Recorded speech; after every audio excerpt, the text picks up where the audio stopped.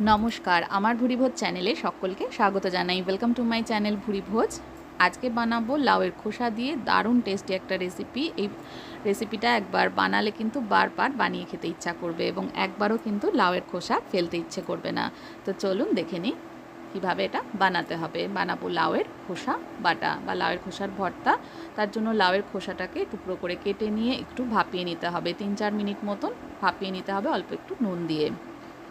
ভাপানো দেখুন ভাপানো হয়ে গেছে। এবার এটা গ্যাস থেকে নামিয়ে নেব এবং জল থেকে ছেঁকে নিতে হবে। রান্নাটা অবশ্যই সর্ষের তেলে করব। সর্ষের তেল দিয়ে দিলাম। সর্ষের তেল গরম হয়ে গেলে এর মধ্যে প্রথমে 2টো শুকনো লঙ্কা ভালো করে একদম মুচমুচে করে ভেজে নিতে হবে। কালো করে মুচমুচে করে এটা ভেজে নেব। ভাজা হয়ে গেলে অন্য একটা পাত্রে এটা তুলে রাখতে হবে।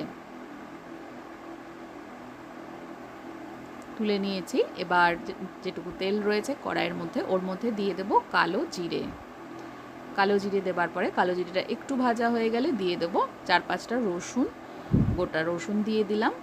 রসুনের কালার চেঞ্জ হলে মানে রসুনটা ভাজা হয়ে গেলে তারপরে আমি এর মধ্যে দিয়ে দেবো পেঁয়াজ কুচনো। একটা বড় সাইজের পেঁয়াজ কুচিয়ে রেখেছিলাম, সেটা দিয়ে দেব। রসুনটা অবশ্যই ভালো করে ভেজে নিতে হবে, রসুনের সুন্দর একটা ফ্লেভার নইলে আসবে না। ভালো করে ভাজার পরে এবার দিয়ে দিলাম আমি পেঁয়াজ কুচিটা। পেঁয়াজটা দেওয়ার পরে পেঁয়াজটাকেও 2 মিনিট মতন ভেজে নেব। গরম ভাতের সঙ্গে এই রেসিপিটা থাকলে কিন্তু অন্য কিছু খেতেই ভালো লাগবে না এবং এটা দিয়ে এক থালা ভাত আপনি খেয়ে নিতে পারবেন। কিছু খেতে ইচ্ছে না করলে, মুখে রুচি না থাকলে এটা তৈরি করে নিতে পারেন। এবার দিয়ে দেবো এর মধ্যে পেঁয়াজটা ভাজা হয়ে 2 মিনিট মতন ভাজা হয়ে যাওয়ার পরে ভাপিয়ে রাখা লাউয়ের খোসাটা দিয়ে দিলাম। দিয়ে লাউয়ের খোসাটাকেও কিন্তু ভালো করে ভেজে নিতে হবে।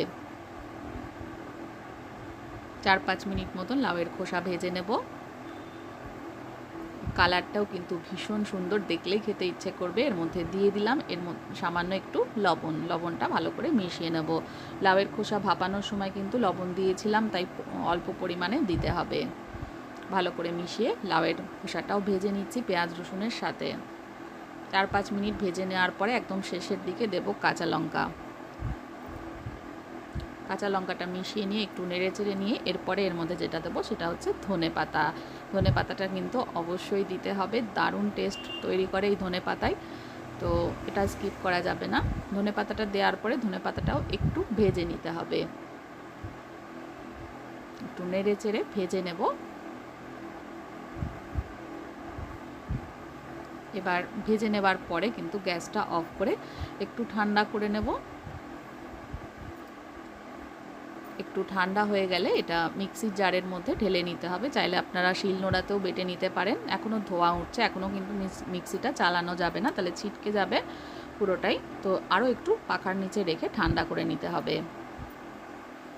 তো আমি এটা ঠান্ডা হয়ে যাওয়ার পরে ঘুরিয়ে নেব। 2টো শুকনো লঙ্কা এর মধ্যে দিয়ে দিলাম, যেটা প্রথমেই ভেজে রেখেছিলাম। এবার ভালোভাবে এটা পেস্ট করে নেব। দেখুন এইভাবে পেস্ট করে নিতে হবে। এবার গরম ভাতের সঙ্গে এটা সার্ভ করে দিতে হবে। সার্ভ করার সময় অবশ্যই এর মধ্যে একটু কাঁচা তেল দিয়ে দিতে হবে।